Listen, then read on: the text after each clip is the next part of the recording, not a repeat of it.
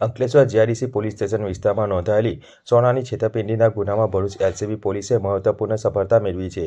7 મહિના અગાઉ એક વયોવૃદ્ધ મહિલાને શેઠના ઘરે દીકરો જન્મ થયો છે, દાન મળશે તેવી લાલચ આપી સોનાના દાગીના ઉતારી લઈ ફરાર થઈ ગયેલા આરોપીઓને નવી મુંબઈથી ઝડપી પાડવામાં આવ્યા છે। આ ગુનાની તપાસ દરમિયાન એલસીબી ટીમને બાતમી મળી હતી કે આ કેસમાં સંડોવાયેલ રવિ દિલીપ પવાર હાલ નવી મુંબઈના રબારે વિસ્તારમાં છે, જેના આધારે પોલીસ ટીમે ટેકનિકલ સર્વેલન્સ અને સ્થાનિક સૂત્રોની મદદથી આરોપીને રવિ પવારને રબારે પોલીસ સ્ટેશન પાછળની ઝૂંપડપટ્ટીમાંથી ઝડપી પાડ્યો હતો। પકડાયેલા આરોપી રવિ પવારે પૂછપરછ દરમિયાન ગુનાની કબૂલાત કરી હતી। તેણે જણાવ્યું હતું કે તે તથા તેનો બનેવી માનિક અંકલેશ્વર મજૂરી કામ માટે આવ્યા હતા અને એક વયોવૃદ્ધ મહિલાને નિશાન બનાવી ખોટા બહાના વડે સોનાના દાગીના છેતરાવી